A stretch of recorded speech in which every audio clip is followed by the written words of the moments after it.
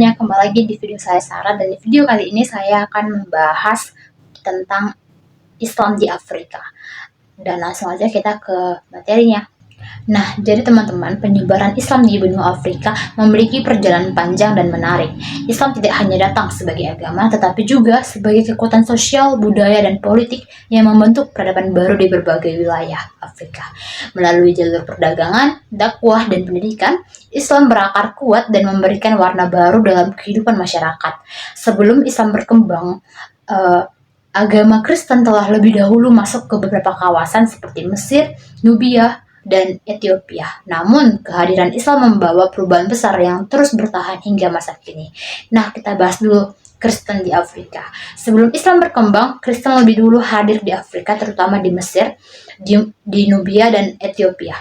Hubungan dagang antara bangsa Arab dan Afrika Timur menjadi jalan awal masuknya ajaran Kristen.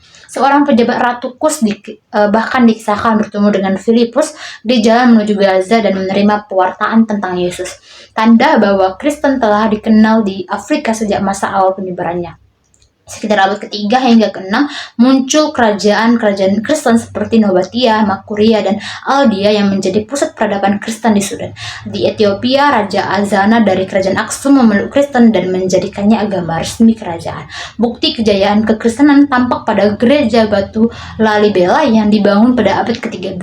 Namun setelah penaklukan Mesir oleh Amr bin As pada masa Khalifah Umar bin Khattab tahun 640 Masehi, hubungan antara Nubia dan pusat Kristen di Konstantinopel terputus. Meski demikian, masyarakat Kristen di Ethiopia tetap mampu mempertahankan iman dan tradisinya secara mandiri berabad-abad lamanya. Nah, kita bahas perkembangan Islam di Afrika, yaitu cikal bakal berkembangnya Islam di Afrika. Nah, Islam masuk ke Afrika melalui Mesir pada tahun 640 Masehi saat Amr bin As diutus oleh Khalifah Umar bin Khattab. Dalam waktu 3 tahun, Mesir berhasil dikuasai dan dari sanalah Islam menyebar ke seluruh Afrika Utara.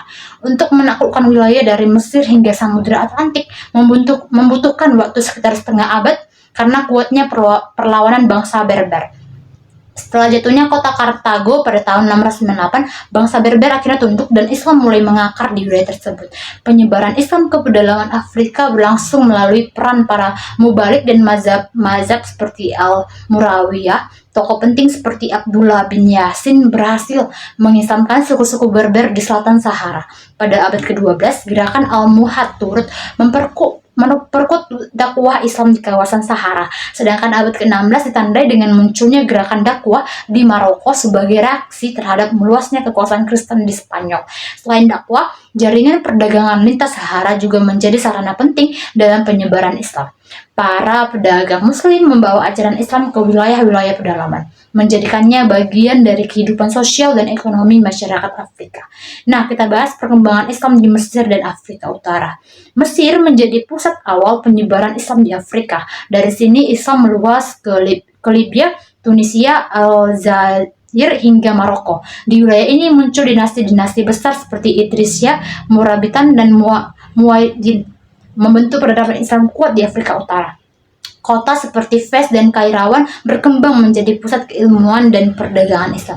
Para ulama dan pemikir besar seperti Ibnu Khaldun dan Ibnu Rus lahir dari kawasan ini menunjukkan tingginya pengaruh intelektual Islam di Afrika terhadap dunia Islam secara keseluruhan. Nah, perkembangan Islam di Afrika Barat itu Islam masuk ke Afrika Barat melalui jalur perdagangan lintas Sahara yang dibawa oleh suku-suku Berber.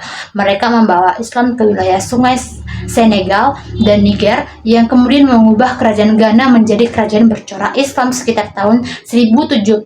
Kerajaan Mali kemudian menggantikan Ghana dan berkembang pesat di bawah kepemimpinan Mansa Musa. Kota Timbuktu menjadi pusat perdagangan sekaligus pendidikan Islam, tempat berkumpulnya ulama dan pelajar dari berbagai daerah. Islam di Afrika Barat berkembang damai melalui hubungan sosial dan budaya yang harmonis hingga menjadi bagian dari identitas masyarakat setempat. Lalu kita bahas Islam di bagian timur Sudan. Penyebaran Islam di Sudan Timur terjadi sekitar abad ke-11 hingga ke-12 melalui pengaruh Mesir. Kerajaan Kanem di sebelah utara Danau Chad menjadi pusat penting setelah rajanya memeluk Islam. Mazhab Qadiriyah berkembang pesat di wilayah ini dan membentuk tatanan sosial serta politik masyarakat Sudan Timur. Lalu selanjutnya perkembangan Islam di Afrika Timur. Islam di Afrika Timur menyebar melalui jalur perdagangan laut. Para pedagang Muslim dari Arab dan Persia membawa Islam ke pesisir Somalia, Kenya, dan Zanzibar. Di wilayah ini lahir kebudayaan Swahili, hasil perpaduan antara budaya Arab dan Afrika. Budaya Swahili menjadi bukti bahwa Islam tidak menghapus tradisi lokal, melainkan memperkaya dan menyesuaikannya, menciptakan identitas baru yang khas masyarakat pesisir Afrika Timur.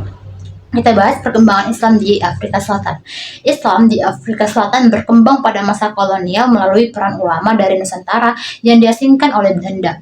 Tokoh utama di antaranya adalah Syekh Yusuf Al-Makassari dari Goa yang dibuang dari Cape Town pada abad ke-17. Syekh Yusuf membentuk komunitas Islam menjadi dasar berkembangnya Islam di Afrika Selatan. Melalui ajarannya tasawufnya yang sederhana dan membumi, beliau menanamkan nilai-nilai Islam yang hingga kini menjadi bagian dari kehidupan masyarakat setempat. Selanjutnya kita akan membahas Islam dan masyarakat Afrika. Islam membawa perubahan besar dalam kehidupan masyarakat Afrika. Nilai-nilai Islam seperti keadilan, persaudaraan, dan kesetaraan memperkuat struktur sosial dan ekonomi mereka. Lembaga pendidikan dan perdagangan Islam melahirkan pusat-pusat ilmu seperti Kairo, Timbuktu, dan Fes yang berpengaruh besar di dunia Islam. Keberhasilan Islam bertahan di Afrika karena sifatnya yang akomodatif terhadap budaya lokal. Para ulama dan sufi tidak memaksa, melainkan menyesuaikan dakwah dengan adat yang ada sehingga Islam tumbuh menjadi bagian dari identitas Afrika hingga hari ini. Nah teman-teman, perjalanan panjang Islam di Afrika memperlihatkan bahwa agama ini tidak hanya menyebar melalui kekuatan militer, melainkan melalui dakwah, perdagangan, dan pendidikan.